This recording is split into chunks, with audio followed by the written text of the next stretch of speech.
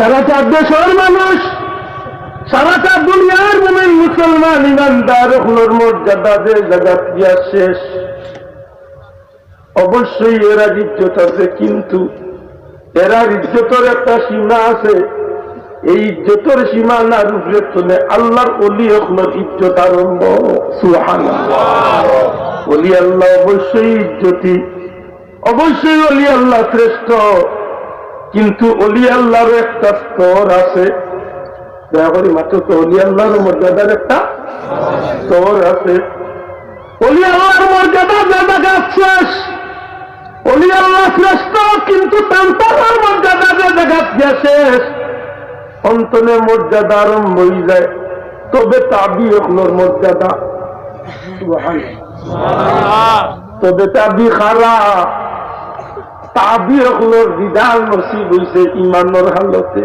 সুবহানাল্লাহ। তবে তাবি হলোর মর্যাদা শ্রেষ্ঠ, কিন্তু তবে তাবি হলোর মর্যাদা শ্রেষ্ঠর একটা সীমা আছে। এই শ্রেষ্ঠ মর্যাদার উপরে মর্যাদা আরম্ভ হয়েছে তাবি হলোর মর্যাদা।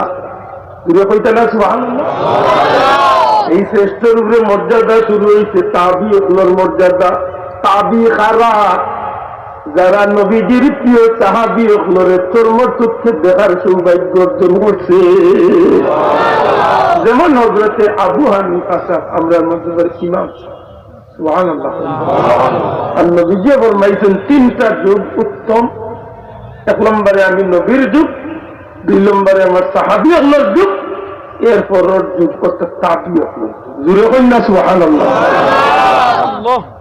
আমার বন্ধু এখন আমার কথা বেড়া লাগরানি আপনারা একটু মা তিনজনের দিকে বুঝবো, আমার কথা নাই শুনছি না ভাই যাবে কইয়া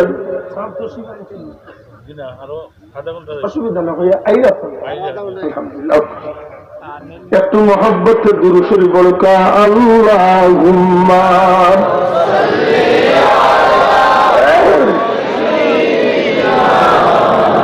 মাওলানা মুহাম্মদ ওয়া আলা আলি সাইয়্যিদিনা।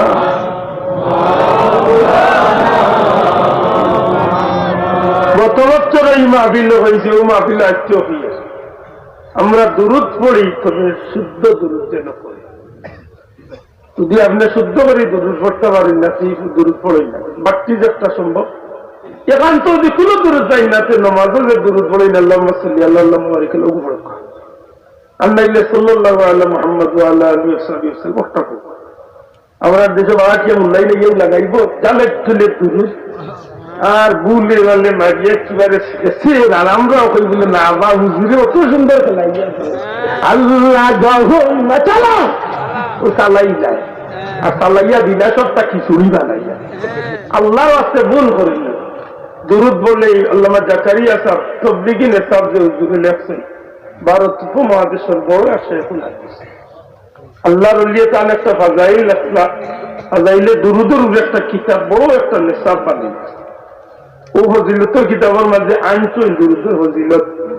যে মানুষে বেশি বেশি দুরূদ পড়ে এই মানুষের চেহারার মাঝে আল্লাহর নূরের জ্যোতি পয়দা করবে।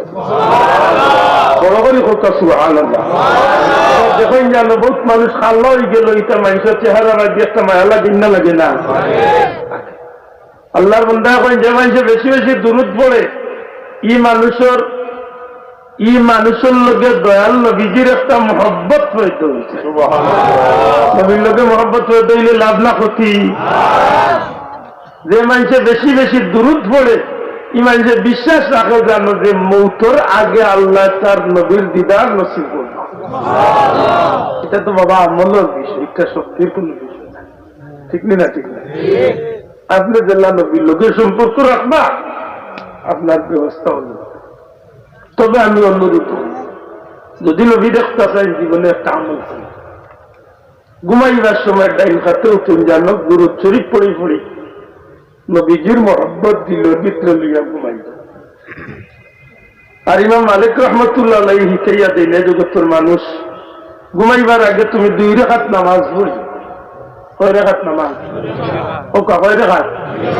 2 রাকাত নামাজ, নফল নামাজ পড়ি।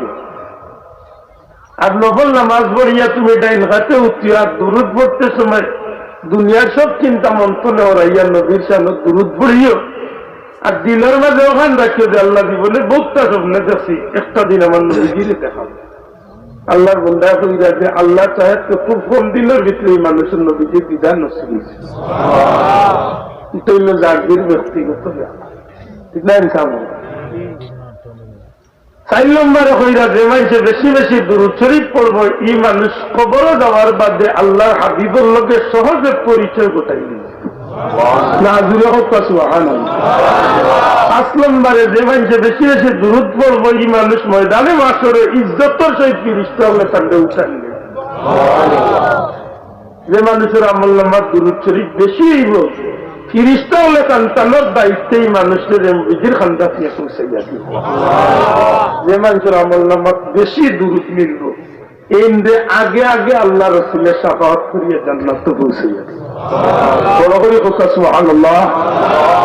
তবে সত্য হইল দুরূদটা যেন শুদ্ধ হয়। দুরূদটা কি তো শুদ্ধ। আল্লাহুম্মা সাইয়্যিদিনা মাওলানা মুহাম্মদ ওয়া আলা আলিহি সাইয়্যিদিনা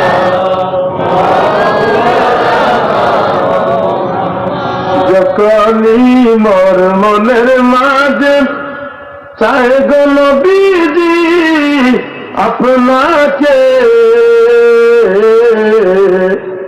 তখনই মন উড়ে যায় গো মদিনার পাক রওজাতে। আল্লাহুম্মা সাল্লি আলা সাইয়্যিদিনা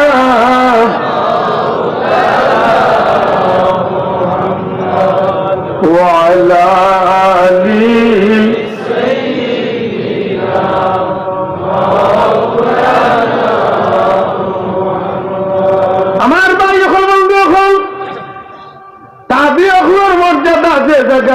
শেষ।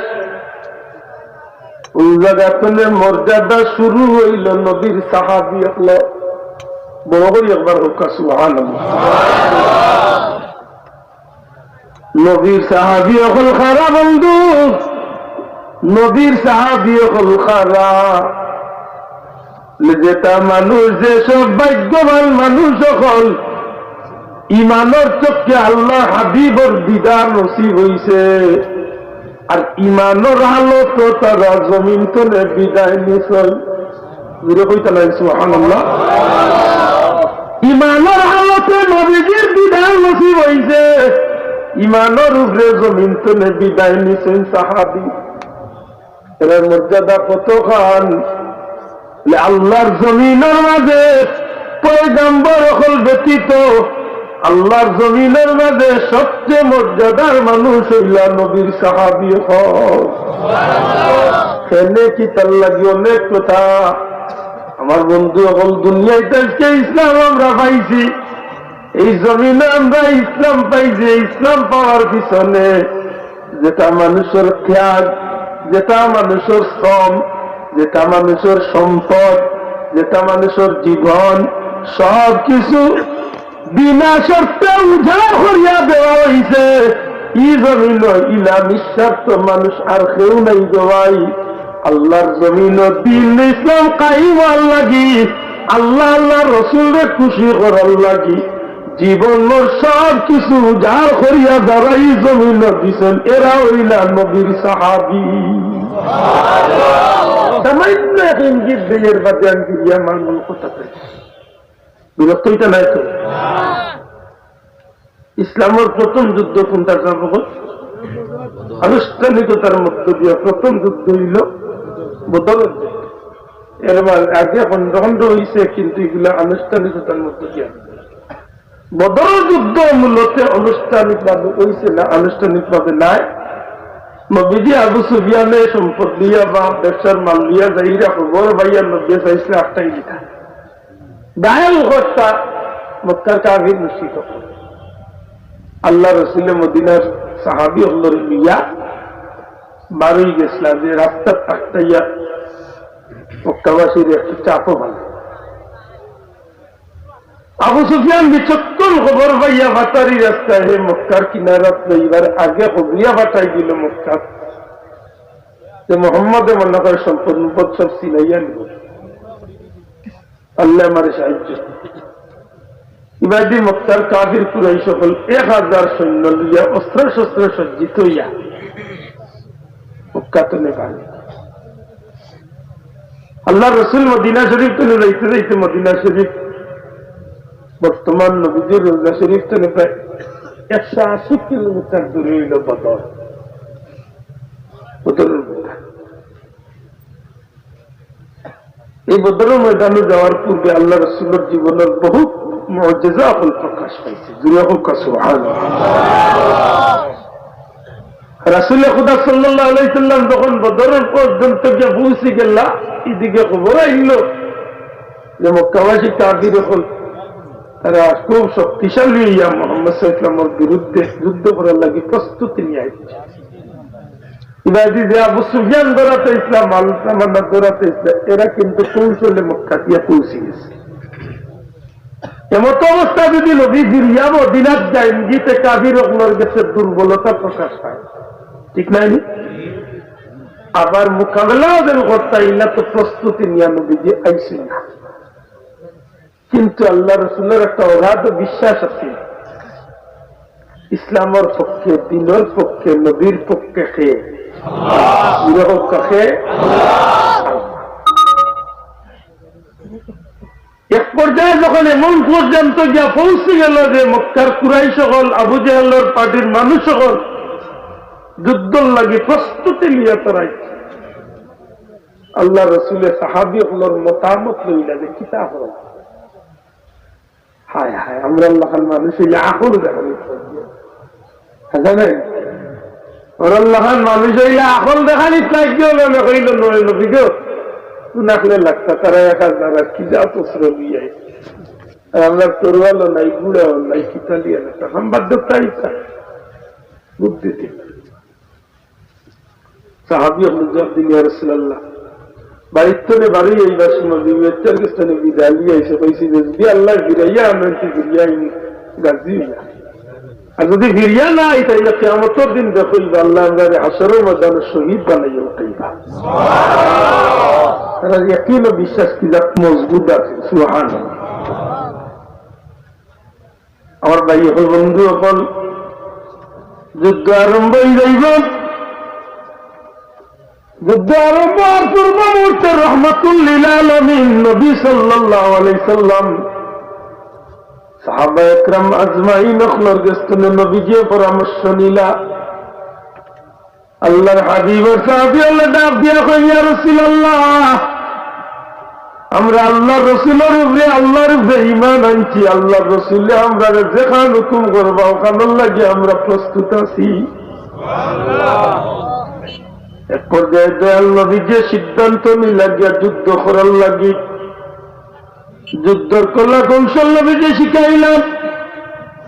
মুসলমান যখন অবস্থান করি লইলা যুদ্ধের ময়দানে, যুদ্ধ যখন আরম্ভ হইব সকালবেলা, দয়াল নবীজি যুদ্ধের ময়দান শুরু হওয়ার পূর্ব মুহূর্তে সাহাবী হইয়া নবীজি যুদ্ধের ময়দানে গিয়ে হাজির হইলা। ওই সময় আল্লাহর হাবিবের মনের মাঝে বড় কষ্ট। আমার বন্ধু হল যে হাদিসা হল উহুদের ময়দানে যাইন, এই জায়গাতে এখন বর্তমানে এই মসজিদটা আছে, যে মসজিদের নাম হইল মসজিদে আরিশ। মসজিদে আরিশ। আমার নবীজি উহুদের বদরের ময়দানে, আমার নবীজি যুদ্ধের ময়দানে খাড়াইয়া শোনাবার দিন নবীজি দোয়া আরম্ভ করেন আল্লাহর কাছে। সুবহানাল্লাহ। আল্লাহ রসুলের দোয়া, আল্লাহ যে মানুষগুলা লইয়া আইছি এই মানুষগুলা তুমি আল্লাহরে খুশ করার লাগি যুদ্ধের ময়দানে হাজির।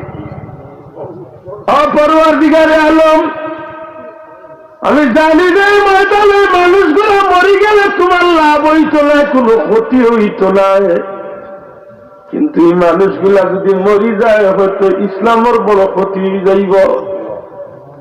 আল্লাহ এই মানুষগুলারে যদি তুমি আল্লাহ শক্তি দেহ তাইলে ইসলামের বড় লাভ হইব। আল্লাহ তোমার কাছে দিচ্ছে আর এই জমিন ময়দানে আমরা মুসলমানের লোককে তোমার দয়ার ব্যবহার তুমি দেখাইও। রহমতুল্লিল আলামিন ইসলামের মহাব্বতে আমার নবীকে দুয়ার মাঝে হাত তুলিয়া নবীজি খান্দন আরম্ভ করিতে এক পর্যায়ে আল্লাহর হাবিব দিলের মহাব্বতে নবীজি খাড়া হওয়া শুনে আল্লাহর হাবিব জমিনের মাঝে আঁচু গাড়িয়া দোয়া আরম্ভ করো। চকুর বাড়ি তাইয়া খান্দন আরম্ভ করিলাই। আল্লাহর পক্ষ ধরে সুসংবাদ দিয়ে আমার হাবিব আপনি আজাদ মোবারক উঠাইয়া তো আমার হাবিব আপনি খুশি হয়ে যাচ্ছ। আপনার আল্লাহ আপনার ওয়াদা দিলাইলা ফিরিস্তা বলছে ময়দান আপনারে সাহায্য করবা।